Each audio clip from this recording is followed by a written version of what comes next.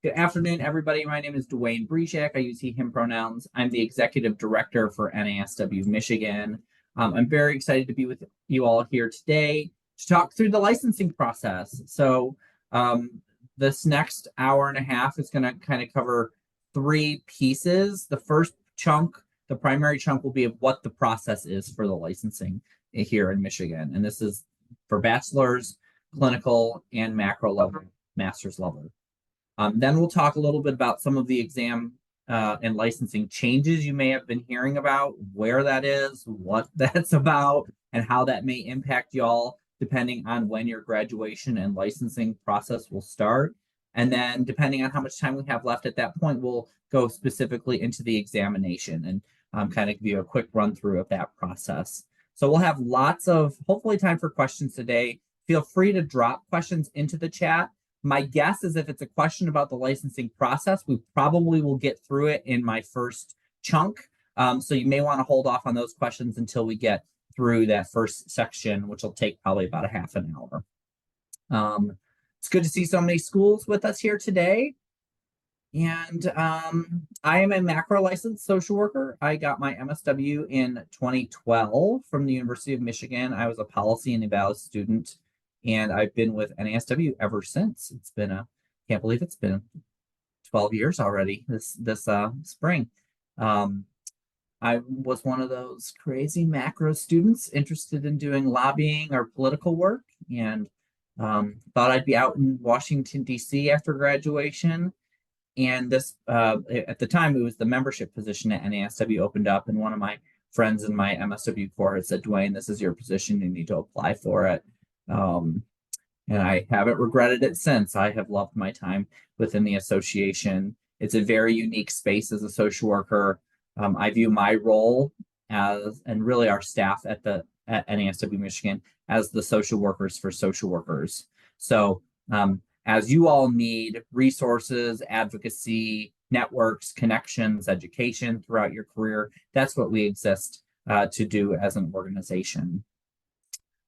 Throughout this webinar, you're going to hear about a few different entities. So know just upfront that NASW does not have anything to do with your license. Sometimes folks get us confused with the state of Michigan or the licensing department. That is not us. We are your association as a social worker. We advocate with you and for you, and we'll provide education and training, but we do not issue your license. So those questions I'll tell you who and where you can direct all of those to at any given time. I will drop into the chat one more time since we've had some more folks join us. We've got a resource folder for today, and that will have pretty much everything you'll need after today. If you want to rewatch the video, we will have it available on our YouTube channel and on our licensing portion of our website. But all of the handouts should get you what you need once you're near graduation. And the last thing I'll ask from folks as we get rolling today is if you'll put when your anticipated graduation is. That also is going to be a fairly important factor as we think about the licensing process and when to specifically apply. So we'll give folks a few seconds to do that. So while you're all putting your graduation dates into the chat, really the first question I have in these sessions is, why do we have licensing to begin with? What is this thing that I have to do after graduation? And really, licensing exists to protect the public. It is a safeguard. So if you are a Michigan citizen and you go to see a social worker, that title has something behind it. Prior to 2005, Michigan did not have licensing. We had regulation and registration, but we did not have title protection nor a license. So anyone in the state of Michigan could have the job title social worker, which was a huge part of the advocacy strategy then, is to tie licensing and title protection in. We were one of the last states to get licensed in the United States. There are states as early as the early 70s that had licensing. And so we've learned a lot in the last 20 years related to our licensing process. And that's partially why you'll be hearing about some of the proposed changes that may be coming later this year, or we hope later this year, and how you can be a part of those efforts. So I see a pretty good mix of it. Looks like mostly either 2 months from now, April 2024, or folks who are about a year out, and then a few sprinkled winter folks in there as well. So thinking about the licensing process, keep in mind whatever your anticipated graduation date is as we go through this process. And before we get kind of diving into the specific process here in Michigan, there's a couple of questions for the larger group. So if you're a BSW student, are you planning to stay in Michigan, or are you planning to pursue your MSW? And so you may or may not need or want your bachelor's level license. So some of the considerations if you are a BSW student right now is how quickly are you going to be getting your MSW?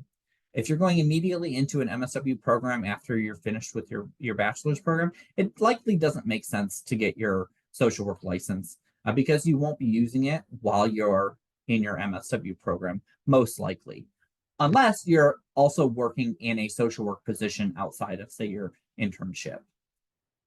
If you are thinking of taking a couple of years off, which is pretty normal in social work world, to maybe get some experience in the profession before starting your MSW program, then you might want to consider your bachelor's level license. That will allow you to work in any sort of bachelor's level social work jobs and to start collecting hours. The licensing process as a whole takes a minimum of 2 years. So some of that consideration is how long are you going to wait in between your bachelor's and master's program? If it's going to be less than 2 years, what are you doing in that in between time? And if folks have specific scenarios about this is what I'm planning to do, please feel free to reach out to me after today, and I'm happy to talk through any individual cases that may be on the call.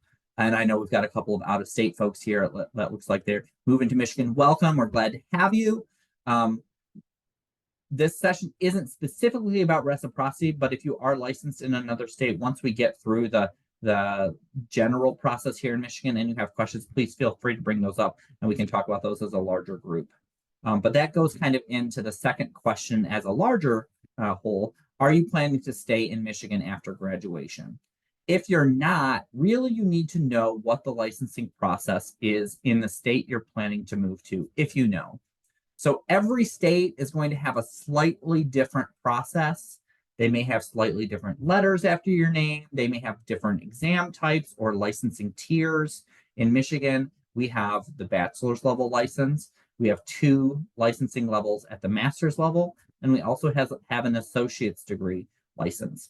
Those options don't all exist in every state. So part of a benefit of if you're a member of NASW is you actually get a joint membership into the national organization and then into a state chapter. Your state chapter will follow you wherever you go as you go throughout your social work career. So I highly recommend if you're thinking of moving out of state or if you know you're going to move out of state after graduation, to connect with the NASW chapter in whatever state you're planning to go to and get a sense of what that licensing process is going to be like. If you're going to be in Michigan for, say, 6 months or a year, you may want to start your process here, especially if you're going to be working in a social work position and you want to start collecting your hours, but it may or may not carry over to the state you move into, depending on what their rules are. So it gets a little bit complex when we think about the national licensing landscape. But for the most part, I think folks here are going to be staying in Michigan. We hope you stay in Michigan. We need you here. This is a great time to be a new social worker. Agencies are desperate for you, so there's a lot of negotiation power that's in your toolkit right now as well. As we go through this licensing presentation, I will also be talking about money because it's real, and I want to make sure you all have a real sense of what this is going to cost, the process of everything, and also to give some strategies about maybe how to get some of this paid for by not you. And that is ultimately what I would like to have from everybody on this call today, is this process free for everybody. And it is not a free process, but there are some strategies that we may be able to think about to get parts of it paid for. Okay, so I had mentioned in Michigan, we have a few different licensing types. It doesn't look like anybody on is an associate's level student, so we'll focus on the middle and the right column. At the bachelor's degree, the initial license level is the Limited License Bachelor of Social Work, LLBSW. At the master's level, the initial licensing level is the Limited License Master of Social Work, LLMSW. And at the master's level, you do have to choose a designation, clinical or macro, and that is based off of what job and what sort of work experience are you gathering after graduation. It's not tied to your program type. So if you are a clinical track student, you can get a macro license immediately after school. If you're a macro track student, you can get a clinical license right after graduation. Your license designation is directly tied to the work and the scope of practice that you're doing in your first few years out of school while you're gaining hours. And then the ultimate goal, once you finish this process, is to drop one of the L's and either be an LBSW or an LMSW. And that's licensed bachelor social worker or licensed master social worker. At the master's level, which is the bulk of folks on here today, please make sure to list your designation type after your name and your credentials. So you should list out on your signature line, on your resumes, on your LinkedIn, wherever you've got your name and credentials listed, LLMSW-clinical, LLMSW-macro, or LLMSW, or well, once you're fully licensed, if you get both designations, LMSW clinical and macro. And that allows an employer as well as your clients to know what you are technically able to do under your licensing type. Again, public protection. So as we think about the key organizations and resources here in Michigan to know for the licensing process, there really are 5.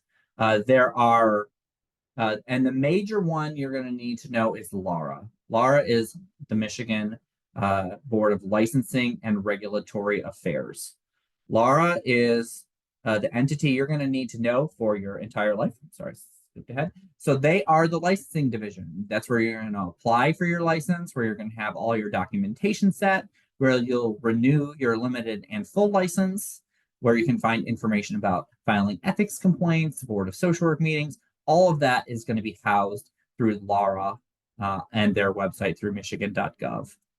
And these links are also in the handout, so you'll have all of this as well. And I'll show you a couple of these websites throughout the presentation.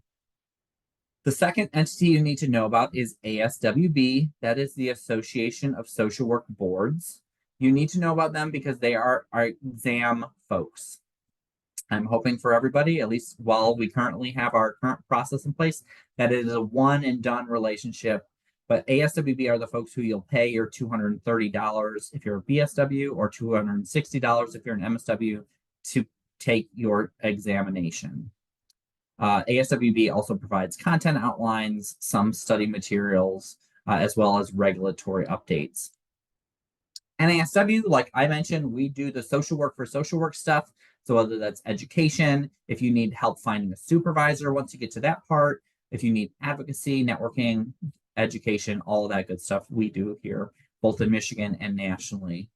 Our team at NASW Michigan, we have 7 staff at our chapter level.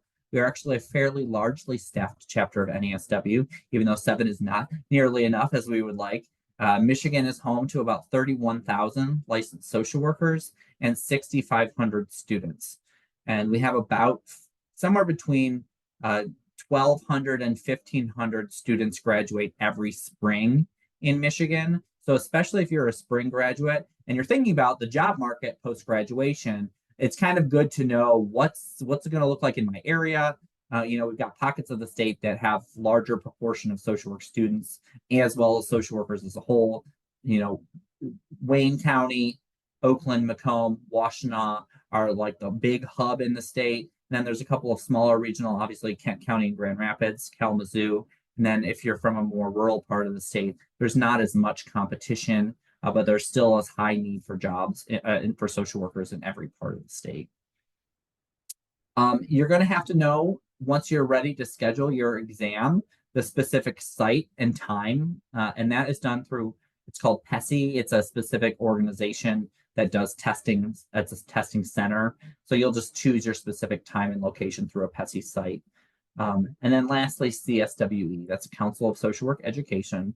You all hopefully know about CSWE because at least everybody who put their schools in the chat, you are in an accredited school of social work, and that allows you to be eligible to apply for licensure post-graduation. So those are kind of the 5 primary organizations or entities you're going to need to know about through this process, with Lara being the first and most important throughout your social work career. If your name changes, if your address changes, all of that is tied to your license through Lara. So, thinking about your specific graduation date, everything for Michigan licensing and social work is now done online. That is very exciting. It was not like that until a couple of years ago. You still had to mail in paper applications. You had to have all of your documentation mailed in. So everything took a lot longer to process. This was something that changed during the pandemic, which was really great. And so everything for your licensing application will be done through Lara, Licensing Regulatory Affairs again. And they have a system called MyPlus. It's the Michigan Professional Licensing User System. This is going to be your tool to create and maintain your license. And so this is also where you can go if you, say, are looking for a supervisor and you find somebody and you want to make sure that they're licensed or they don't have any sanctions against their license. You can also do this through the MyPlus system. So I'm going to quickly just show you what the MyPlus system looks like. So one of the tabs I have saved on my desktop is the Lara Social Work tab. If you just Google Lara Social Work, this will be the page that comes up. This is something that you're going to likely need several times throughout your career. So I highly recommend that you kind of save this or just remember how to access it. It's michigan.gov/Lara, and then you'll have to get to the social work page. But this has all of the information that you'll need to know tied to your license. And you can see there's some general overview about your license, where to apply and renew. There's a button here, and we'll kind of go to that in a second. You can find specific information about licensing. And after today, I also highly recommend that you just go through and look at if you are a bachelor's level, limited bachelor social work guide, limited master's level, just go through it. And that's going to reinforce a lot of what we're talking about this afternoon. You can also, if you need to ever file a complaint against a social worker, you can find that information here on the Lara site. And you'll also need, once you get ready to complete your licensing process, verification forms for your supervisor, and that will just be the only real other document that's going to need to be sent in to Lara as you work to complete your licensing process. There's also information for the Board of Social Work meetings, which are all open to the public. I highly recommend, if you've never been to a Board of Social Work meeting, that you think about attending one. This is where all the disciplinary action that's filed against social workers come for review. And it's really kind of fascinating meetings to listen in on. You can kind of hear what's going on in the profession, as well as disciplinary things that social workers are doing wrong in the field, and what sort of kind of punishments are associated with that. And that kind of ranges from nothing, if they're found that there's no cause of action, to potentially losing their license, being fined. You can attend any of those Board of Social Work meetings, which happen every other month. And then the last couple of things down here, the FAQs, the rules, laws, and resources. As you think about applying for your license, there are two state rules and regulations that you'll want to read at least one time throughout your social work career. It's our social work general rules here in Michigan and our public health code. When you get licensed, these two documents, they're not a super fun read because they're legalese, but you're signing on to say that you have read and you understand and are going to follow these rules for the rest of your professional life. So highly, highly recommend just making sure at least a couple of times throughout your career, you're reading through our rules and our public health code. So as you're approaching graduation, somewhere between 3 and 4 weeks out from graduation, in your calendar, you should mark apply for my limited license. So for those of you who are graduating in April, 3 to 4 weeks out is like a couple of weeks from now. And so what that means is you are going to go to this site right now that I'm on, and you're going to click this apply and renew online button. And that will take you to the MyPlus system that I just mentioned. And so again, this is another really good page to just read through, to read how to sign up and set up an account. There are some, as you scroll through, some basic information. There's some short videos on how to register an account. And you'll see you'll register here, get your first account here. It's all pretty step by step once you click through those. but you're going to want to do this about 3 to 4 weeks out from graduation, because that will give you time to get your account set up. Then you will get permission to get your fingerprints taken, and then you'll really be waiting for your school to finish your final transcripts. That's usually the holdup on actually getting your limited license, is waiting for that transcript to be done once your final grades are submitted and your School of Social Work completes that process. So if any of you already have a limited license for a bachelor's degree, you're going to have to apply for a new license at the master's level. And so you'll do that all again through this MyPlus system. If you want to verify a license, you can do that as well. So you click verify a license here, and this just takes you to all of the licensed professionals in the state of Michigan. It's run a little slow, but you can see if somebody's currently actively licensed and if they have any ethical violations against their current license. While this is loading, I see a G question. Yes, I have a question with the limited licensing. Don't you have a certain amount of time that you have before you take the exam before you'll be like counted out? Like, so for instance, like in my situation, I have a full-time job in another entity, like in a different field of work. And so social work would be like my part-time position. So would it make sense for me to apply for the limited license right away? Yeah, like would that put me once okay. we kind of into the limited license process and set up Uh-huh. out specifics in terms of how long you can have a license for, the number of hours you minimally have to work a week in order to count for your license. But that's a good question. We'll be getting to that just in a moment. Okay. Hopefully that made sense. I kind of went in a circle, but okay, thank you. So if you did want to check somebody's license type, so I'm just going to put my name in here so you can search by name, license type, whatever. There's not very many Brijacs. That's why it's usually easier for me. So you can see here is me. I'm a fully licensed master social worker. And then if you click on the license number, it'll give you more information. I highly recommend doing this, especially once you're either assigned or you're looking for a supervisor. You want to make sure that their license is active and that there's not any sanctions against them.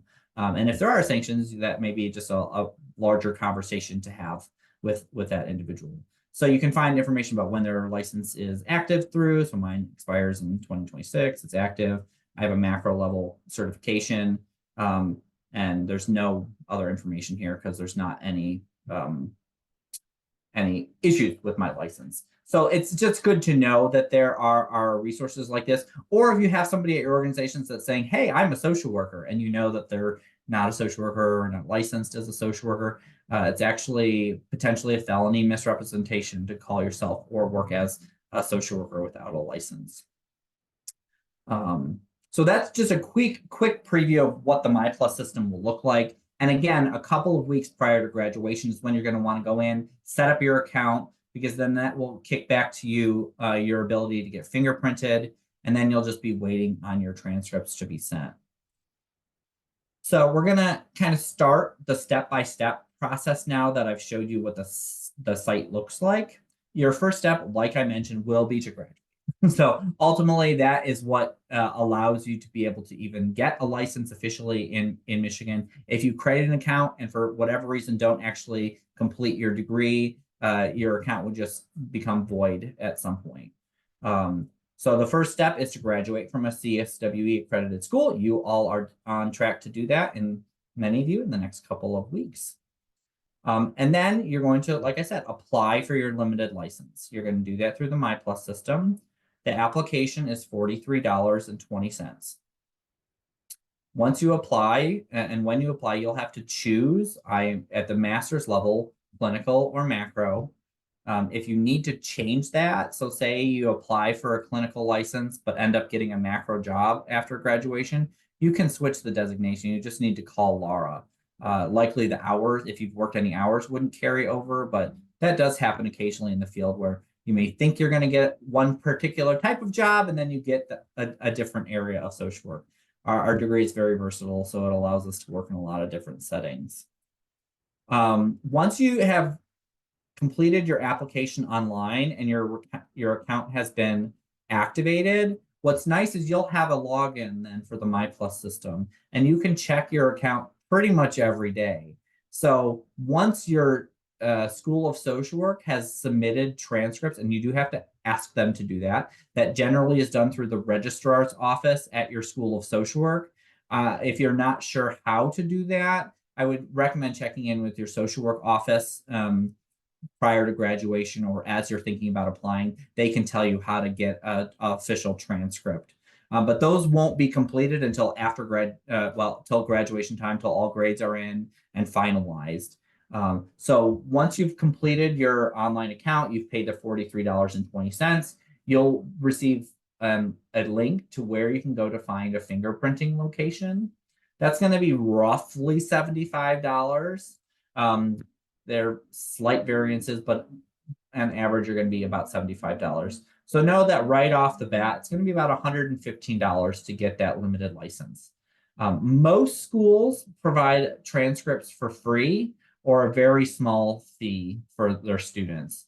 So that's something also just to consider, and making sure you're checking in with your particular school about what that requirement is.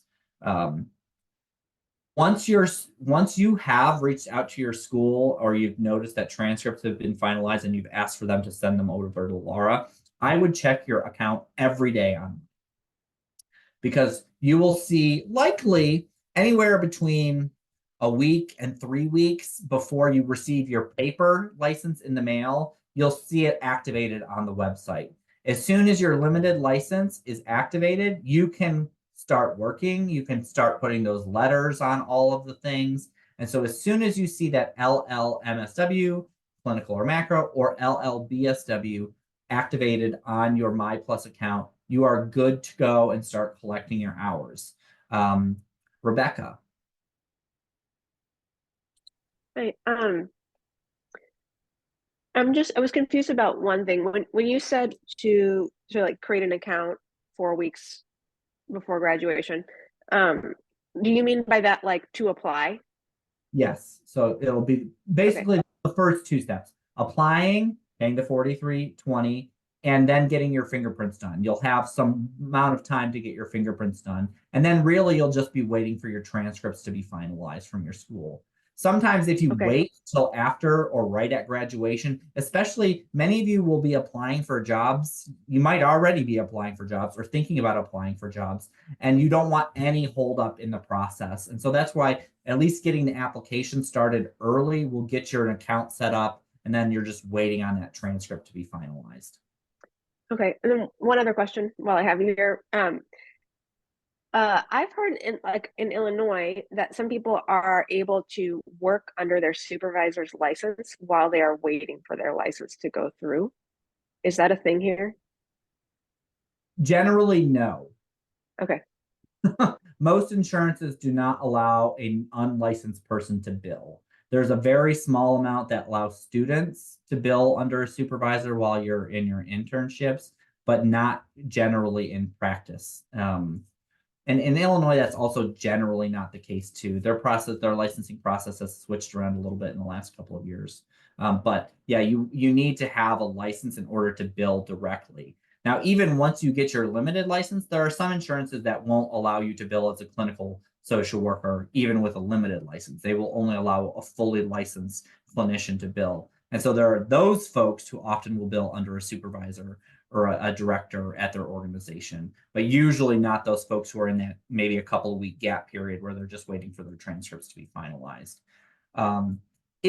When you are applying for jobs now or in the next few weeks, for those of you graduating in April, this is where you just need to be kind of honest and upfront in your application process. Whether you're submitting an application online and have it in a cover letter, or if you're sending an email with an a resume, you just want to let folks know, hey, I'm an MSW student. I'm graduating in April. I've applied for my limited license. By the time I'm hired into this position, I'll have my limited license. But for many organizations, especially those clinically more clinically focused is you have to have the license before they will hire you or interview you. So if you don't even have the LL yet, you may not get interviewed yet.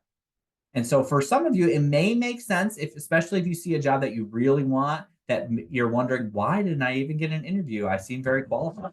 You may want to reapply once you get your LL if you've noticed that you didn't get an initial interview. But sometimes that can be cut away if you just are upfront in that application process and let them know, I'm working on my licensing process. By the time I'm hired into the position, it will be all done. Holly, I see your question around if you're getting a BSW and going towards your BSW license, this is the same process. The letters will just be LLBSW for you. So again, this very first step is going to the MyPlus account, creating a profile for yourself and filling out the application. That's $43.20. You will then have to get your fingerprints taken. If you have been fingerprinted recently for something, that's, say you got a job or for your field placement or whatever it might be, your internship, you still have to get fingerprinted again for this. The only sometimes exception is if you are already a licensed health professional with a different license type and you're in Laura's system that way. Sometimes then they don't require it, but almost everybody will likely have to get re-fingerprinted or fingerprinted for the first time. And then your transcripts will be finalized and sent over to Laura from your School of Social Work. So this first chunk, about $115. Couple of ways that I think are reasonable ways to potentially get that $115 paid or reimbursed are, if your internship is interested in hiring you, some of you might already be having that conversation and you want to work at that internship. So A, they're interested in hiring you, B, you want the job. This is a good time to be asking about that. Like, how do you support your new social workers? Do you reimburse the licensing process? And if not, that's something that I would negotiate into your first contract and make sure it's written somewhere that you directly write out, they will pay for your licensing fees, your fingerprinting, your exam costs, your supervision, all of those things. So if your internship is wanting to bring you in, and we know some of you likely will want to stay with your internship and if they have positions available. So that's a really good thing to be starting to ask now. And really, if all of you or most of you are in your internships, these are general questions that to be asking your supervisor, regardless if you want to work at that organization. How do you support your staff? How do you support your new social workers and onboard them? Do you reimburse the licensing process? Because we want to have more and more organizations that just have this built in to their organizational culture. And many do. Many pay and reimburse this process, but we'd like it to be 100% at the end of the day. The other way is, as you're negotiating and accepting jobs, one, please negotiate your salary. Everybody on this call, your first job will dictate a lot of things for your social work career, especially if you haven't worked in a social work position before. That will dictate how much your raises are, how much you're able to contribute potentially to 401k and retirement savings, how much you're going to be able to move up the leadership ladder. So if there is an opportunity, which there will be, negotiate your salary, but also make sure that through that process to be asking about professional development and licensing support. Because you want to know, yes or no, they're going to pay for this or reimburse this or not. And it may, if the salary is great, it may be okay that they don't have the capacity, or maybe there's not another social worker there that can provide supervision for you, or maybe you're the first social worker at a non-traditional setting. And so you may have to do a lot more explaining to the HR folks about this is what a social work license is and why it's important to me to have. So if you can negotiate, and if the worst that they're going to say is no, right? Like, we don't reimburse that process. And you may have to pay $115 roughly out of your own pocket. And then the wild card way that some of you may want to consider thinking about getting this paid for is, I know when I was completing my MSW, I was a first gen college grad. And I had folks in my family who were like, hey, we want to get you something for graduation. And at that time, I was like, money, money, money, money, cash, cash, cash, right? I'm a broke college student. I need to live after graduation. But there's some strategic ways that you can think about this. And it's 100% a privileged statement. If you've got folks in your circle that are asking, if you're having a college graduation party, I say ask for sponsorships. Sponsor my licensing application. Sponsor sounds like a really good word when you're throwing that out there versus give me cash. Sponsor my membership into NASW. That's going to be a professional thing for a year. Sponsor my fingerprinting, right? So if you've got somebody in your circle who's looking to help you, and $115 is a lot for a lot of new professionals. And I'd much rather have that come first from an organization who's hiring you. And then if there's not that, then if there's a secondary person in your life who might be able to support that. So this is kind of the initial step right as you're approaching graduation. The other thing to be considering as you approach graduation there are 2 trainings that you all have to complete before you apply for your limited license. You have to complete human trafficking training and implicit bias training. I see some heads nodding. That's good. That probably means your school is providing it for you. If they haven't, you may want to ask prior to graduate. Well, this is probably a good time since we're a couple of months out from graduation. Hey, are we going to get access to human trafficking training or implicit bias?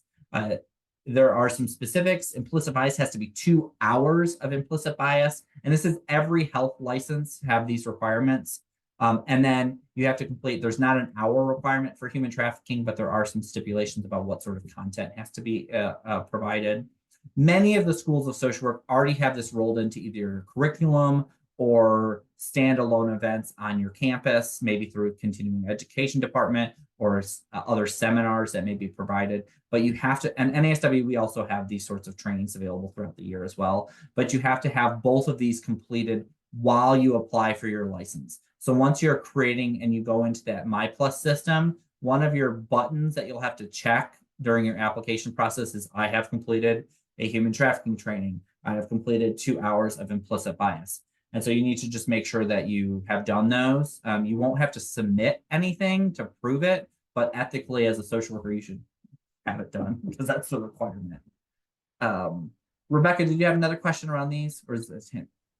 Yeah, just if this content is like prevalent in our coursework, can we consider that a training ethically, or does it have to be a separate standalone training? It doesn't have to be standalone. It shouldn't just be, I had a professor talk for 10 minutes around implicit bias. But if it's we had a 3-hour seminar on this as one of our lecture periods, yeah, that could absolutely count.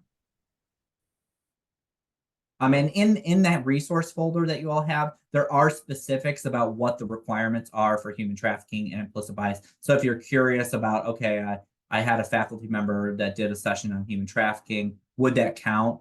Generally, yes. If it's in a social work program and they're doing something on these topics, they know to incorporate it.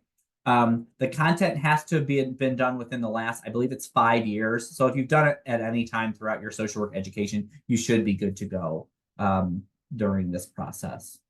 G? Okay. So I have one more question. So at one of my internships that I was at a couple semesters ago, I had to do some human trafficking videos or trainings. And that was like through a MyVan training. I don't know if you're familiar with that, but would that count towards the human trafficking requirement? So what you would want to just double check is if you go into the resource folder that was linked in the chat, you'll see there's a human trafficking one-pager, and that just goes through there's I believe 4 specific pieces of content that has to be provided within a training for it to count towards the credit. But I'd imagine if it's through that it would absolutely, especially if you were interning somewhere and it was required of all of the staff, likely because everybody who's a health professional has to do these trainings, would count. Okay. Yeah, I was actually like doing my internship at the hospital, and we were assisting victims of violent crime. So I'm thinking that it would be. Yeah, I would like 99% sure it would. We just want to double check that content. And I just pulled up the flyer really quick. The 4 pieces are understanding the types and venues of human trafficking in the United States, identifying victims of human trafficking in healthcare settings, identifying the warning signs for human trafficking in healthcare settings for adults and minors, and resources for reporting. So fairly basic content pieces, but as long as it covered those 4, for anybody on here, if you've been through a training that covers those 4 pieces of content, that would qualify for your human trafficking. Okay, thank you. Okay. Any other questions about that kind of first process of getting your initial license? Yes, what is the hours required? Is there a difference between MSW and BSW? There's 0 hours required to get a limited license. Not as far as limited license, but no hours when you required. start your You hours. graduate from your BSW or MSW program, you apply for your limited license, bachelor's level or master's clinical or macro. You'll get fingerprinted and have your transcript sent.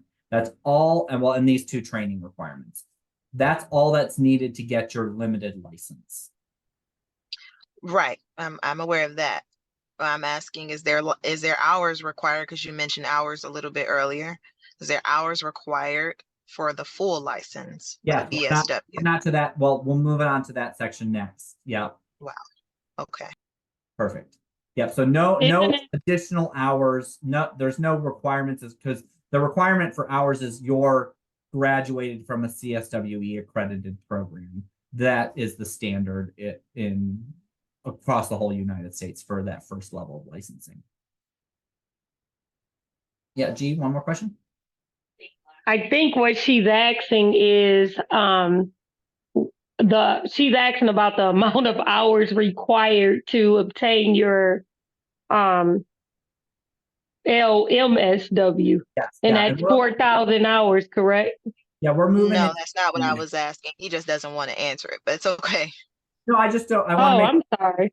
one step of the process first. So we're right now. Now that we're through the limited license process, and let's just all, for sake, say you all have your limited license now. You've graduated, you've applied, you finished your human trafficking and implicit bias training, you've got your fingerprints done and your transcript sent. Then you will be issued your limited license. You'll see it on your MyPlus account, and you'll also get a paper version in the mail. That means you can start working as a limited licensed social worker.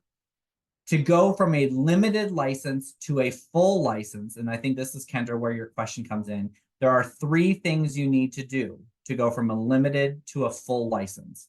You need to be working while under supervision of a fully licensed social worker and pass the ASWB exam that's associated with your license type.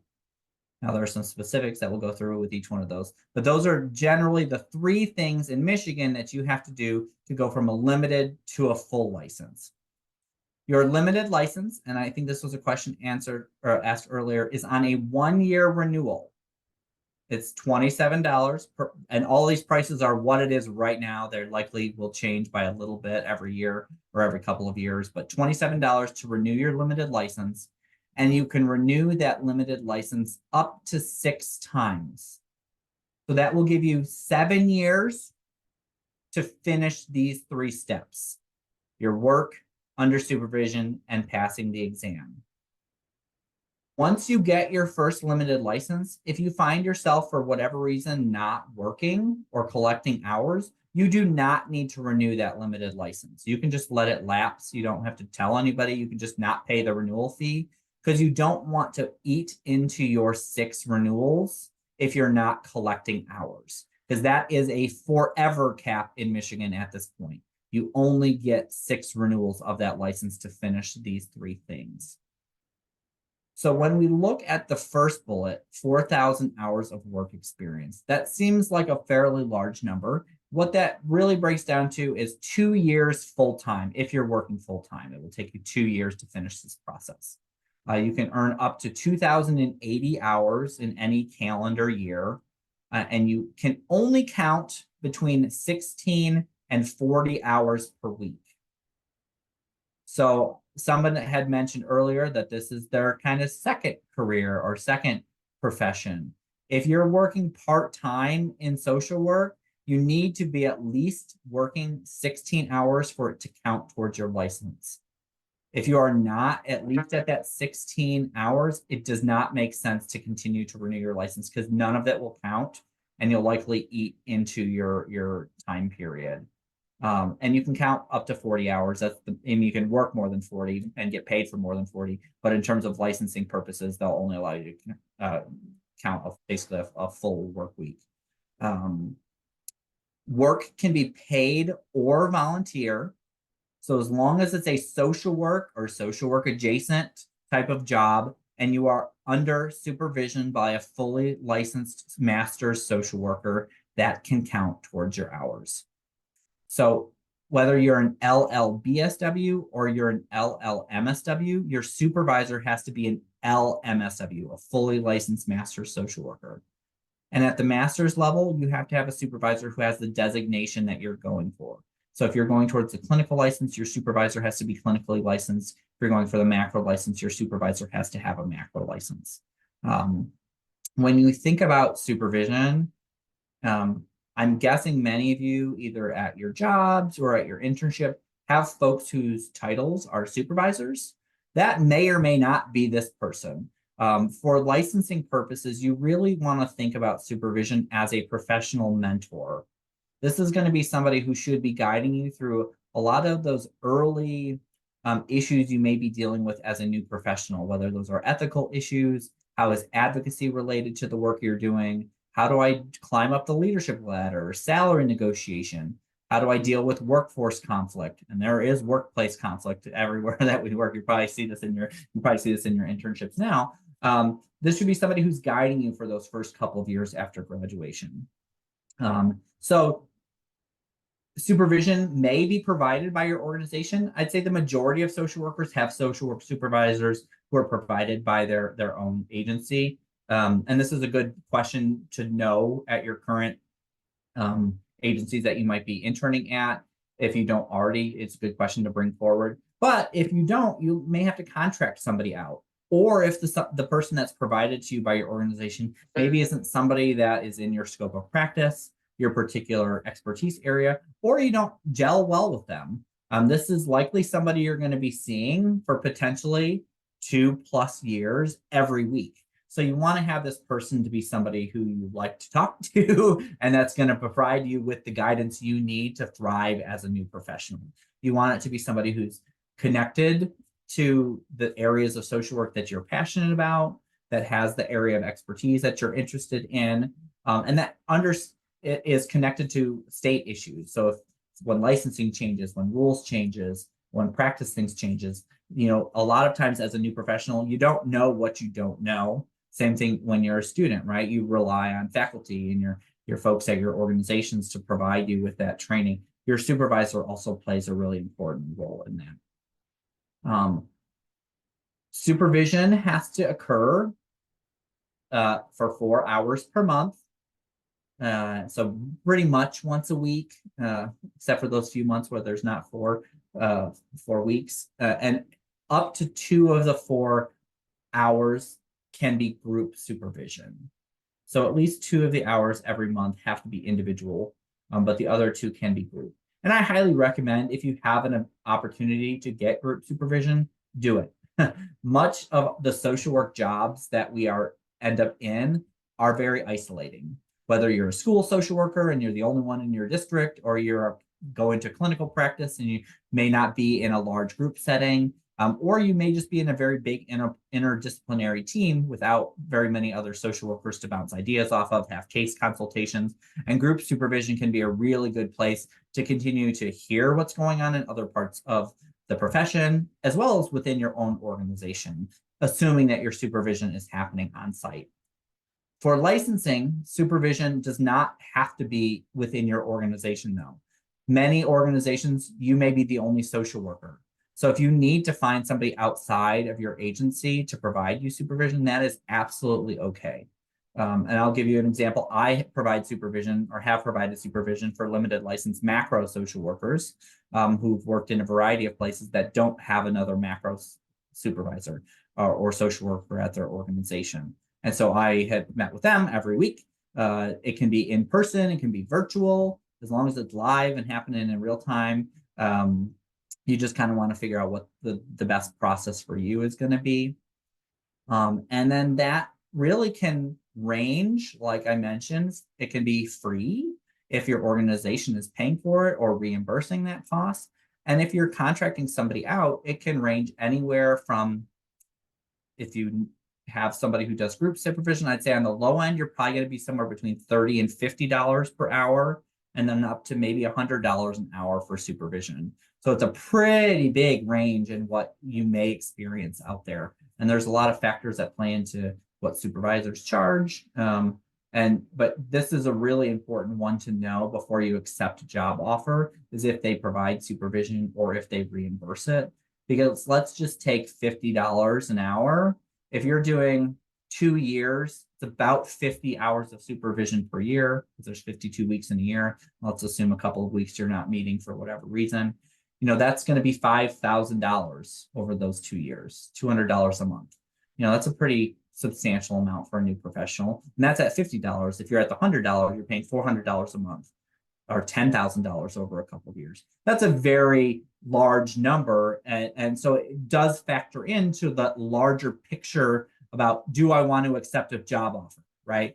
Those are the things you want to be also considering outside of just a salary number. If your organization provides you licensing support, if they reimburse the whole process, if they give you supervision, if they'll pay for your exam and study materials, all those things they really do add up pretty quickly in this process. But supervision is really, really important that you find someone or multiple people. If you have somebody who's only available twice a month to do supervision, you may have to have 2 supervisors and somebody else who can do the other 2 hours. Or if you're volunteering somewhere and working for a paid job, you can combine hours. And if you're doing volunteer 20 and paid 20, that adds up to that 40, you're good to go. And you may have one or multiple supervisors that can sign off on your hours for those work experiences. Rebecca, I know you've had your hand up for a moment. Thanks for taking another question from me. I think and hope my questions are useful to others as well. With the 4,000 hours, how does it get counted if you're doing independent contracting work where you're only billing for your clinical hours? So that's a great question. If you are, say, a contractual worker, it may depend on what your scope is of your contract, but how I view social work and how the state views social work is anything tied to your social work job counts as work experience. It could be direct client experience, could be community involvement, could be paperwork, could be you doing trainings. If it's part of your job, it counts towards your hours. And so contractually, if you're saying only contracted to work for somebody 20 hours a week, that may cap you at that amount that you're allowed to then technically include for licensing purposes. There's not, when you apply for your full license, you don't submit like your log of how many work hours you have. Your supervisors or your supervisor or supervisors will have to fill out what's called a verification form. And that's really a one-pager that says, I've worked with this limited licensee from this date to this date for this many work hours. And as long as those work hours add up to 4,000, you're good to go. And I think that gets to David's question in the chat too. Can my supervisor change midway through? Absolutely. There's a lot of reasons that supervisors change, whether it's like someone leaves their organization by their own choice, or they get fired, or people move, people die. There's a whole range of reasons why you may have multiple supervisors throughout your time in your limited license program. The state only cares about the verification form, their one official form. You, as a limited licensee, needs to have better documentation than what the state requires. And this is true to a lot of social work. Documentation. So what NASW, what we recommend that you have with your supervisor is twofold. One, a contract that is written up that says, how often are you meeting? Is there payment? And how is the payment going to be structured? And we have samples of this on our website, on our supervision section of the NASW Michigan site. Do you require liability insurance? What is the structure of group versus individual? You want that all built out. So again, you have some sort of fallback if something happens and your supervisor goes MIA. And there are lots of horror stories we get at our office about, I finished my hours, my supervisor left, and I no longer can reach them anymore. And the organization doesn't have another person who can sign to verify that I did this, or my supervisor died, and I don't have any other record of my regular meetings with them for the last 2 years. You don't want to find yourself in that situation. So A, have a contract written up between you and your supervisor, even if it's somebody provided at your work. You should have something written that designates your licensing supervision. And then I recommend at least a monthly log that you're having you and your supervisor sign off on. That just has, it can be very brief, the dates that you met, if it was in person or virtual. If you want to have some notes in there, you can, but at least the dates you met, if there was payment involved, and then you have both of you either initial or sign off. Because in a worst case scenario, that sort of document may be sufficient for Laura. But if you don't get the verification form and don't have any other documentation, you can be screwed. And we don't want any reason for you to not be able to count hours that you were legitimately working and got supervision for. So yes, please keep more detailed, and it can be a Google Doc. If there's some form that you like to use, please do that. We have samples again on the NASW Michigan website. Danielle, thank you for dropping those resources again into the chat. Did I answer that question, Rebecca? And then G, I see your hand. Yeah, so I just want to make sure, like, because I'm looking at a job where, like, when I submit an invoice, it's only for clinical hours, right? Because I'm working as a contractor, but obviously I'll be doing treatment planning, documentation, like all kind of stuff. So I just need to log my hours maybe in some other kind of way that I can then show my supervisor so they're comfortable signing off. Is that what, am I getting, understanding you correctly? If you're contractual, you may or may not have a supervisor that's tied to licensing as part of your contract. If that's something you may have to get on the side, then it may be more all-encompassing that you bring to that supervisor and say, this is what my contract work, my clinical work did, but these are the other things that I did as associated with this particular job. And that could be like you said, treatment planning, resource collection, advocacy. It can range a whole, documentation, all that sort of stuff would and should count towards your hours. Okay, thank you. Sweet. Hello. Uh-oh. Yep, I hear it. Okay, I'm sorry. Okay, one last question.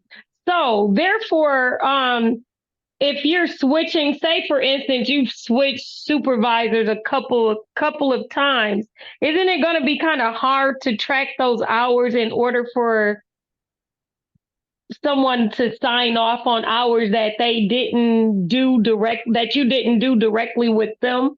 Does that make sense? Doesn't it get a little bit problematic if you Yes. have to switch a supervisor or something like that? Because it'll be like your documentation, like your word against, theirs or whoever. So your supervisor at your current time is not signing off about anyone else's supervision with you. They're only signing off on the hours that you completed with them. So you might have 5 supervision verification forms from each different. Oh, okay. And so what I recommend is what you'll also want to do. So say you move jobs after a year in the field and that relationship with that supervisor is terminating. Have them stop, send in that verification form as you leave that job. Okay, and that verification form can be found on Lara. On that My Plus system, you'll see it all there. Okay, I got it. Yeah, you can find it all there. And make sure, though, if say you're a year in, and let's just say you're at 2,000 of your 4,000 hours, that supervisor sends in the verification form to Laura, that they also send you a copy.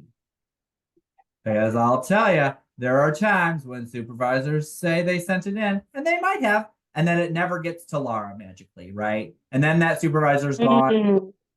So you, again, just want to have a copy of all of that for your record as a backup. Okay, that makes more sense. So, anytime you're leaving a specific location, a place of wherever, a place of employment, make sure if you even have 400 hours, make sure they send in that verification form. Whether Like, you're oh, they're leaving. okay, makes sense. Gotcha. That makes a lot of sense. Thank you. Those are good questions. I see Okay. two from Jennifer. If you start with an LLBSW, can you transition to an LLMSW with that 7-year time frame? No, it's a different pot. So your BSW level licensing hours supervision do not transfer or count over towards your MSW. There are different scopes of practice, different supervision that's supposed to be happening. You should be in a different sort of job, hopefully with a better pay, with a bachelor's versus master's. So it's a different 7 years, depending on which license that you're going to be going towards. These are really good questions, though. Okay, so again, once you get your limited license, you're going to be working under supervision of a fully licensed social worker. Once your 4,000 hours and those supervision verification forms have been sent to Laura, they will make you eligible to sit for the examination, the ASWB exam. If you submitted all your verification forms and for whatever reason you are not able to register for your test, you may have to call somebody at Laura. Sometimes it's just a button on their screen that they need to check to say, oh, yep, I need to make them eligible to register for their test. And then you'll sign up for your ASWB exam. The bachelor's exam is called just bachelor's, pretty easy. And then there are 2 options at the master's level that we use in Michigan. If you're a clinical LL, you will take the clinical exam. If you're a macro LL, you'll take the advanced generalist exam. Those are the only 2 at the master's level that we use in Michigan. ASWB also has a 3rd master's level examination. We do not use it in Michigan, but there are many states that they do. It's called just masters. So if you see study materials that say ASWB master's exam, it may look really tempted because you're a master's graduate and have a master's degree, but that's not the exam that you're studying for. You're either studying for clinical or advanced generalist, depending on your licensing type. So that's just like a little thing to be thinking about once you get to your study period, which is going to be a couple years out from now. But you don't want to pay for incorrect study materials because they end up getting fairly cheap. We'll talk about testing accommodations in a little bit. Simone, yes, you have to complete the limited license process in order to be fully licensed. So the hours, the supervision, and the tests have to be completed before you'll drop that 1L and become fully licensed, either bachelor's or master's level. Training time, Rebecca, absolutely can count towards your 4,000 hours. If you have to do mandatory training as part of your job, if you're going to conferences, you're going to continuing education, absolutely can count towards your job. If you're going to a rally as part of your job, if you're meeting with lawmakers, that can count towards your job. Anything that's tied to your social work job can count. And we do a lot of random things as social workers. We're assisting folks. And our work is micro, meso, and macro. So even if you are clinically licensed, there may be macro components of your job. Those absolutely can count. And that's where it's processed in supervision. And if you've got questions about how things are related, that's where your supervisor and your mentors really should be assisting you with that. So once you have completed your work hours and your supervision, you'll pay for your test. It's $230 or $260 through ASWB, which is just aswb.org. And then you will choose your specific site and time. There are times morning, noon, and night, weekdays, weekend. ASWB is working on hopefully having some remote availability. In the future, it's not currently an option, but there are locations across the state.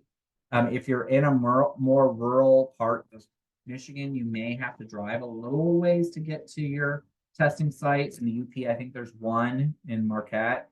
And in the northern part, I think there's one in Traverse City, and then maybe Grand Rapids is the closest. So depending on where you live, you may, and you can check those out on the site for once you get closer to your testing, you can look at where all the locations are. Absolutely, you can make accommodations. They need to be requested when you schedule your exam. So don't show up to the testing center and expecting expect them to be able to make all the accommodations, but if you know what they are ahead of time, or you have questions about that, ASWB has some resources and a link on their website specifically related to accommodations. I will say that is one of the issues, though, that we have with ASWB and why we're looking at some exam elimination removal is not all accommodations are available. The exam is only available in one language, English. There's some other issues that we have, but they do have at least some accommodation requests that can be made through their website. And thank you, Danielle, for dropping that link into the chat. Kelly. Yeah, hi there. Can you hear me? Here. I'm nearing the point of being able to take my exam. I have to wait until Laura receives my verification of hours until I have access to sign up for the exam, correct? Yep. Okay, that's what I wanted to confirm. I was trying to like just get a gauge of how far people were scheduling out and have not been able to do so. So that makes sense. Yeah, once you get that approval from Laura, there shouldn't be much of if you want to schedule something even within a couple of weeks, there's lots of times available. Okay, thank you. I appreciate it.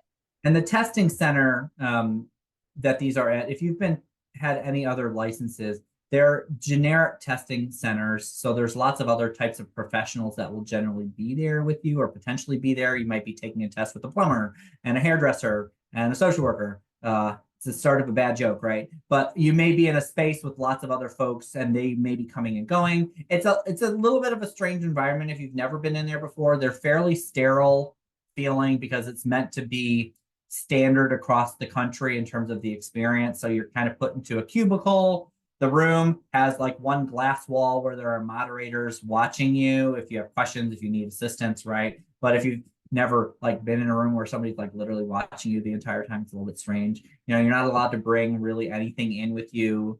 It's pretty strict. And so as you get closer to like the study process for the exam, you want to do your studying as near to what the exam experience is going to be like. So sitting on your couch in front of your TV, it may sometimes feel like or be the best place to study. You're going to ultimately want to practice in spaces that are going to be a little more like the exam environment. So maybe it's going to a library and sitting where it's completely quiet around you, and you can't have your phone or food or all sorts of things.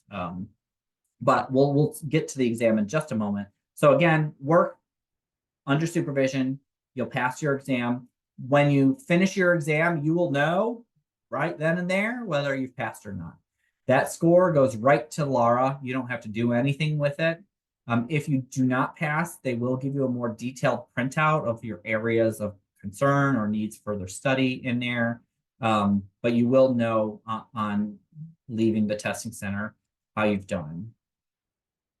Once you have completed your exam, the only other thing then is to apply for the full license. This is again through the MyPlus system. It's another application fee, and your supervision verification forms will already be submitted.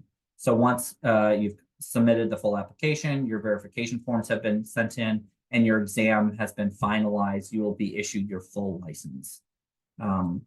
So the only real difference between, let me just skip this slide for a quick second. So the difference between your limited license and a full license, instead of a 1-year renewal, your full license is a 3-year cycle. While you are a limited licensed social worker, you do not need to earn continuing education. And you cannot earn continuing education. You can take classes, highly recommend getting additional training, networking with folks, but you can't bank continuing education for your full license. Only once that full license is issued can you start collecting technical hours. Continuing education is 45 hours is required during your 3-year cycle. And of those 45, 5 have to be ethics, 2 have to be in pain management related topics, 2 hours of human trafficking training, continuing education, and then you need additional 3 hours of implicit bias. So human trafficking and implicit bias follow you from your initial limited license application through your continuing education, but the hours just change a little bit. When you You could take continuing education from a whole range of places. Many workplaces offer continuing education. Most of the schools of social work do. You can get all of them for free through NASW. And then there's a lot of unique places now to get continuing education. There's travel continuing education. We have a virtual book club that you can get continuing education for. We have a couple of like museum series things that you can get education for. So there's a lot of really find things that are of interest to you, that push your knowledge, and that are going to help you kind of better your career. And this is also a good conversation to be having with your supervisors throughout your limited license phases. Where can I get additional training that's going to be most beneficial to me throughout my career, and it's your specific need for your expertise area.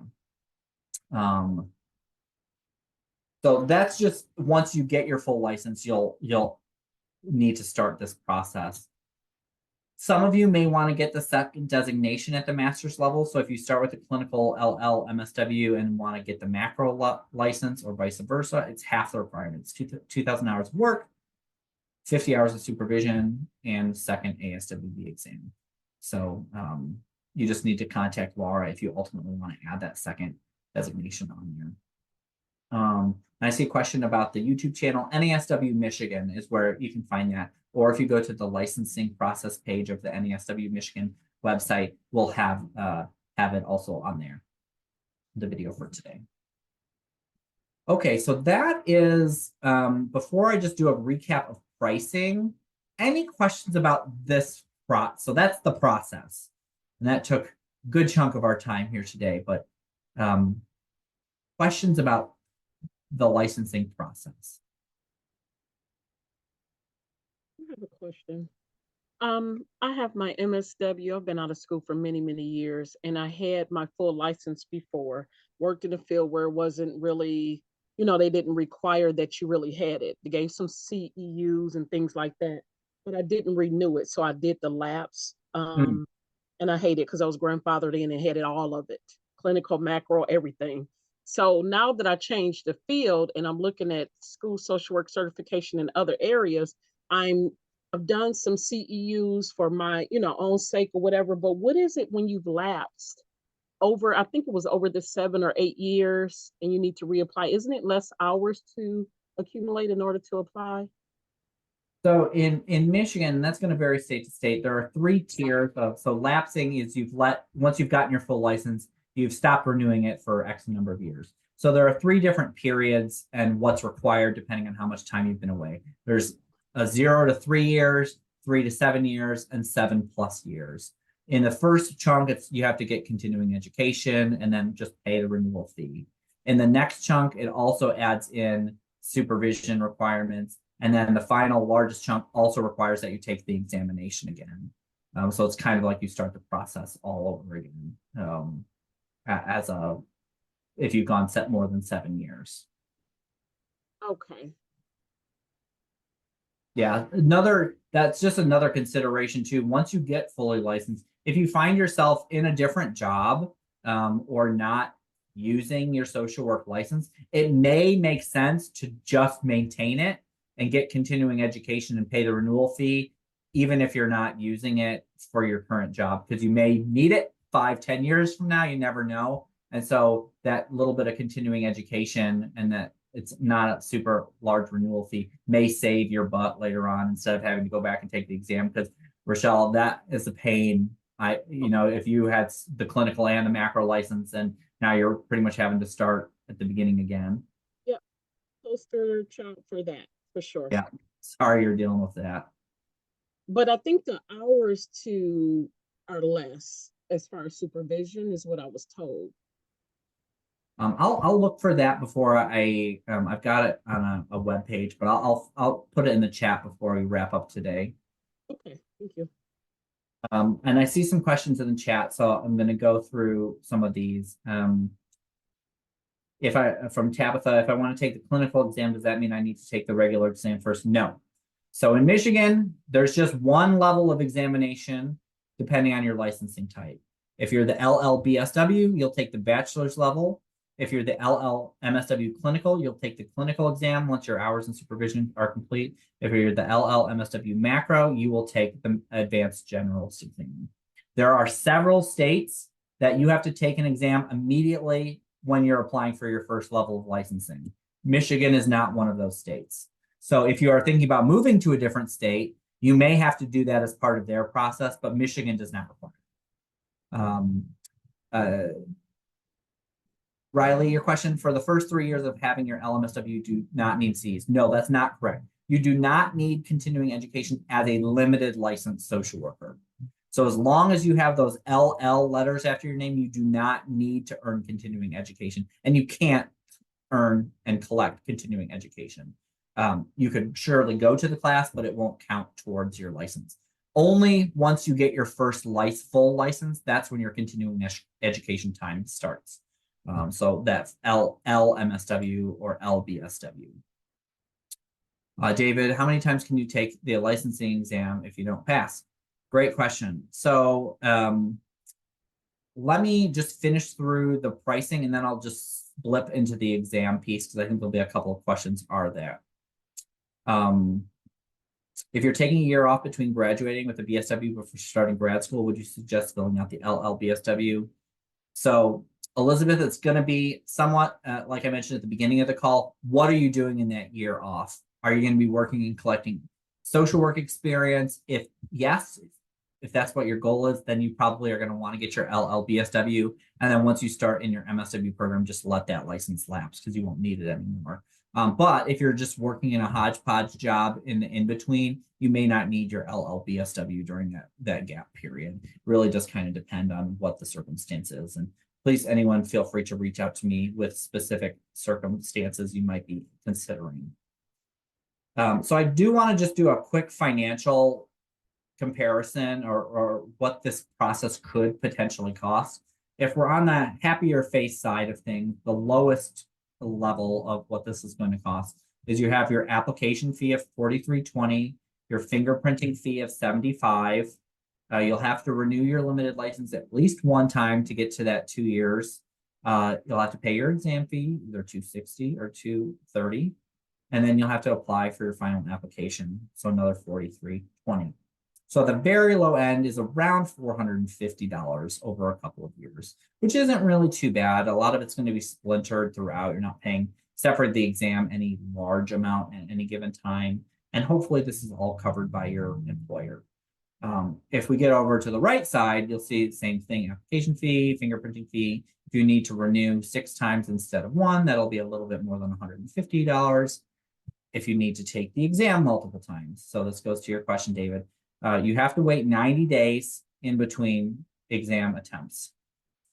So once you complete your 4,000 hours, really, it's like, how many times in theory could you take it? If you finish your hours in exactly 2 years, you would have 5 years with 90 days in between each attempt, which I don't know what that is, but it would be a lot if you had to do that many. On average, and this is, if we won't have full time today to go into this, but there is differences in age, in race, in gender, and how many times it takes people to take this. White social workers is about a 1.3, 1.4 attempt to pass this exam.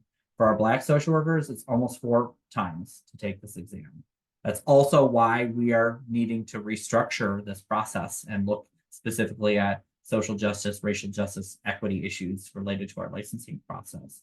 That doesn't mean there's not folks who pass on the first time. There's folks who have taken the exam 20 times, but it really does vary. And that's why some of it's about how do we prep, make sure you're prepared and have the resources that if you're, a lot of our jobs are stressful. Does your job allow you to take time out to study, to have the day off to actually take the examination? Are they covering the cost of all of this? So the exam fee part of this can be as low as $260, but it could be quite a substantially amount higher. If you want to take a prep course, that's going to range somewhere, but probably around $250 to $300 to take a prep course. And then you see this wildcard supervision. It could be free if you're getting supervision provided to you or reimbursed. But if you're paying out of pocket, either at that $50 rate or $100 an hour, that can range between $500 and $10,000 over those. And that's just those 2 years or however long it's taking you to get 4,000 hours of work. So we went from about $450 to $6,000 to $11,000. That's a very different set of numbers. And so the biggest wild card in this process financially is supervision. And so as you're applying for jobs and thinking about accepting positions, you absolutely need to know if supervision is provided. And if not, is the salary enough for you to pay this out of your own pocket? And that is a really important consideration for y'all to be thinking about in here. The exam does need to be passed while you are an active limited licensee. So once you hit that 6 renewal cap, if you have not completed your work hours, your supervision, or your exam, that's it in Michigan. You're no longer able to extend your limited license. You could move to a different state. That's not ideal, right? And so that's, again, why if you're working part-time, or for like school social workers, for instance, you may not have a full calendar year where you're collecting hours. So if there are things that you can do to collect hours in off months, a lot of school social workers do. So you still are trying to get through your 4,000 hours as quickly as possible.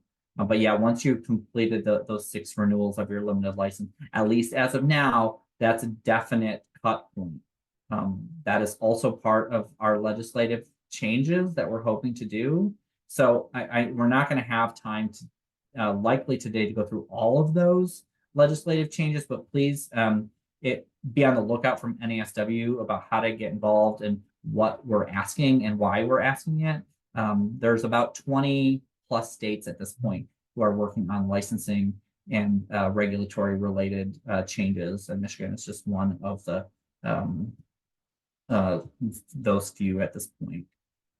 Hannah, yeah, your limited license is on a 1-year renewal. So, yep, you can renew it every year, and you don't have to. So again, if you're not collecting hours at some point during your limited license, do not renew that. I'm just gonna, any final questions about the process? If it's questions about the exam, we will skip to that piece next. Last few minutes. G?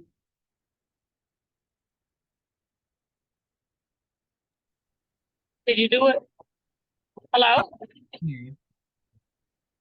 Yeah, I have one question. Can you hear me? I'm sorry.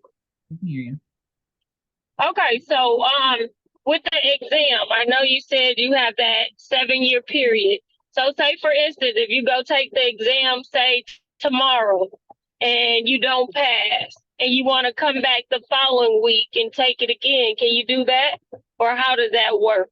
You have to wait 90 days in between exam attempts. Oh, okay. Thank you. And so I'm going to drop into the chat too our licensing efforts, because I want to make sure we at least briefly talk about the exam in our last 2 minutes together. Okay, sounds good. So, but please read through the licensing changes, and there likely will be some updates coming this spring. We're working on some alterations and some negotiations with our legislative partners, but it's going to be a big ask, and we need all of your support to help move that forward this year. So let me just skip through. I've got some of the stuff around the licensing bills. But let me skip to the exam for our last couple of minutes together. So the exam is a national exam administered and owned by the Association of Social Work Boards. You will take your exam. It says Pearson, but it's actually changed to PESI, a testing center. You'll choose your time and location. The exam format is multiple choice, 170 questions. Only 150 of those 170 count. They're using 20 of them to see if they want to keep them into further exams. You don't know which 20 they are. Hopefully they're the ones you get wrong. But they've weighted every question based off of kind of passing rate of that specific question. So your particular score for your exam is going to range from a 90 to 107 in terms of correct answers out of the 150. So I can't give you need an exact 75%, but you're going to need to, when you're studying, I would be aiming for that lower number consistently. Does that mean you'll have a harder examination if you're looking at that 90 out of 150? So when you start studying and taking sample tests, making sure you're probably hitting around 80% of sample questions is usually a safe space to feel. You get 4 hours is the general time limit. On average, it's about a 2.5 hour exam for most folks, but you have up to 4 hours unless you request other accommodations. Like I mentioned earlier, you will be notified immediately whether you have passed. So your anxiety will be high during the last button. When you get to question 170, you'll hit that submit button. They'll have an 8-question survey before you get to your results, because we're social workers and we love evaluations. But you will be notified immediately. I'm not going to go through exactly the format, but there's 3 types of questions: recall, descriptions and definitions, application types of questions, so looking at rules and laws, and then reasoning. So those are more of your judgment based. If you're taking only the bachelor's level exam, you're not going to have the reasoning sort of questions on your particular exam. I would say most bachelor's level folks, likely if you have a BSW and an MSW, have a slight heads up on studying for this exam because you've gotten more of the theoretical and foundation social work information often. But know that you're going to need to know a little bit of everything. I mean, this exam covers every type of social work in every part of the United States and Canada. So when you're thinking about questions and answering things, it's not what would I do as a social worker working at an addiction treatment service center in Detroit. It's not I work at the child welfare state organization in Lansing. It's what would I do as a social worker anywhere in the United States. And so you have to really think about it in a generalist format. There are some sample questions. We put sample questions on the NASW Michigan website as well. So please make sure you follow our Facebook page, NASW Michigan. But just some general tips. Make sure you know where your location is because your time starts whether you're there or not. So be there to the building early. You make sure your name is aligned with what you've registered. Because they will potentially not let you take your exam if you've gotten a name change or it's spelled wrong when you registered. They'll scan your palm. When you get there, you'll get a locker to put all your stuff in. They are changing a little bit of the rules about potentially bringing in water and snacks for folks, but it's been pretty strict the last 20 years. And probably my favorite piece of advice is the last bullet. If the question doesn't say it, don't assume. And this goes back to thinking about, you might read a question and be like, you know what? I had that at my internship last week, that exact scenario. No, you didn't. Because this exam is written from a generalist social worker. Would a social worker in Canada have the same reaction to what your organizational policy is in whatever part of the state of Michigan you are? The answer may be yes, right? But your organization may have a slightly different flow or organization, how they would like to see something handled versus what a general social work answer would be. So there's no additional button you can click that will give you 2 more sentences of information. They've determined just based off of the 1 to 3 sentences that is enough to answer the question. So make sure to just take those 3 sentences as the context for the answers. You'll need to take some time to study for this. Likely a couple of months in slow pace. It's a lot of information, so you'll want to give yourself a few months. Have a study buddy. I highly recommend if you're going to take a prep course, take it with a friend because you'll learn different information and have some accountability with another person. Keep some of your books after you graduate, especially if they're related to theory, diagnosis, ethics. Everyone's going to have some of those sort of questions in their exam. If you go to the ASWB website and in the handout folder that you all have there's content guides. So each test has percentages of 10% is on ethics, 25% is on human development. Each test is broken down a little bit differently. And so you can kind of find where your strengths already lie and hone in on the areas that you are most weak at or that you do least in your job. Because there are going to be things that you're like, oh, I know this. I do this every day in my work. And then there are going to be other areas you're like, oh no, I don't do that like very much at all or ever. Or maybe it's like, oh yeah, I remember learning about that in my MSW class first semester, but it's gone in my brain. So there are going to be some refresher things. You know, you can go on the App Store, whatever sort of phone you have, just put in ASWB exam. Make sure you put in the type of exam, clinical or advanced generalist, because that will also usually dictate what sort of resources are available. Note, though, that there are no study material apps that are created by ASWB. So they will all look like they are ASWB exam, but they're third-party folks who've created study materials. Doesn't mean they're bad, but just know that it's not going to be exact questions. It's likely not the same exact format that you'll see on your examination, because ASWB only has a practice exam that you can pay for through their website. I believe it's $75. But there are lots of good resources. There are many schools of social work have prep courses. NASW, we have a prep course. And then, you know, your objective is really to see that congratulations on your screen at the end of your exam. You know, it doesn't usually get you a raise or a higher salary bump if you've gotten a higher score. You should be talking about when you're applying for your job, once I get my full license, does that increase my salary? Because it should. And so that's something to be thinking about, though, when you're going through this process, but your score itself doesn't usually dictate any sort of salary. We have a prep course every year. Ours is going to be in June. Rebecca, are there apps that are more credible than others? Definitely. And I think you'll likely be able to tell them when you just go into your app and put in social work exam or ASWB exam. They range from free to maybe $20. They get more sophisticated. There are some apps that will allow you to say, I've got 10 minutes and I want to time myself like I was in the exam for 10 minutes.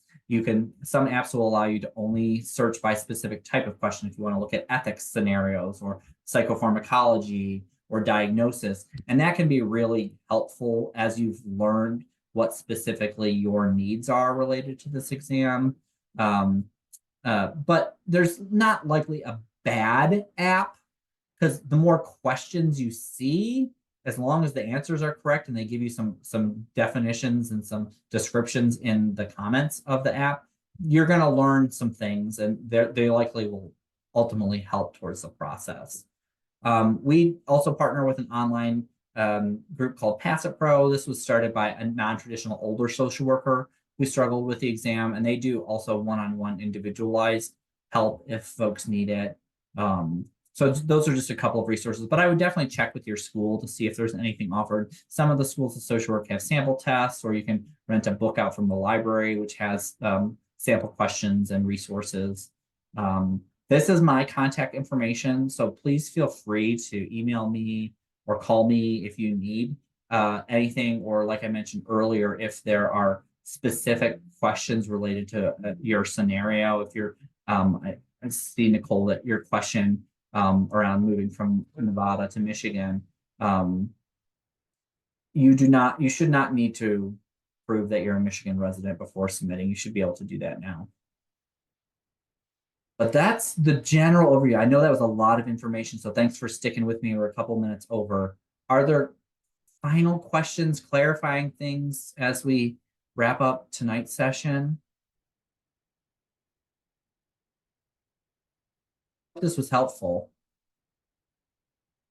That's just some head nods. I know, like, especially for those of you graduating in a couple months from now, like, this is much more timely, and hopefully you're feeling ready to go. You know, we're very excited that you have chosen social work.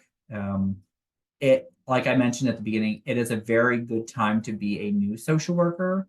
There's a lot of openings in this field. There's a lot of new areas of social work that are being created. Technology is changing how we are practicing. You also have a lot more power at the negotiation table because everyone is desperate for you.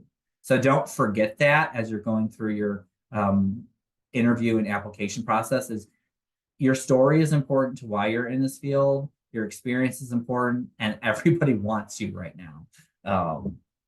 So thank you all so much. If anybody has any last couple of questions, I'll stick around, but feel free to start hopping off if you don't need anything else.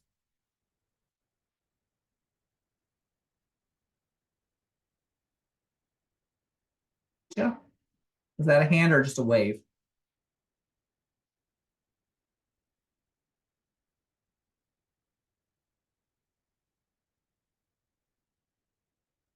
Thank you, everybody. And like I said, the recording will be available probably early next week. I had a question. Yeah, go ahead, Michelle. I'm currently taking classes for school social work certification. Mm-hmm. So without an LLMSW, how does that tie in? You have to be certified as a social worker in order to work in school social work, correct? Mm-hmm. Yeah, you'll have to have a license on top of your school social work credential. Okay, and then just wondering if you could find the information or like the time lapse. Is it after 7 years Yes. that I have to do all the hours someone, someone who hasn't had it before does? Thanks for reminding me about that.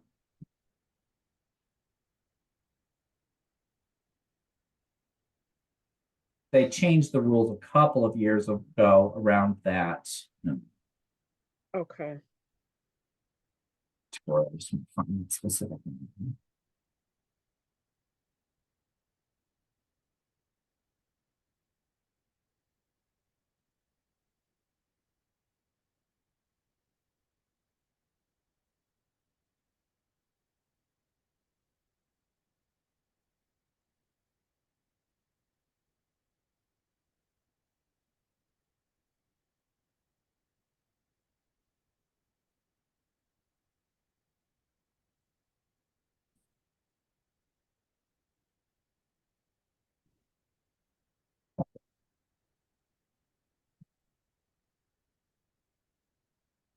So just dropped it into the chat, but the difference is, so if you're in the 7+ category.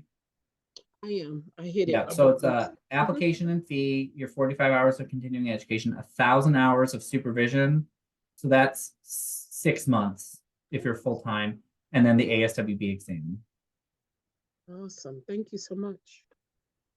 Welcome. All right, any other questions? Everybody, have a good rest of your week.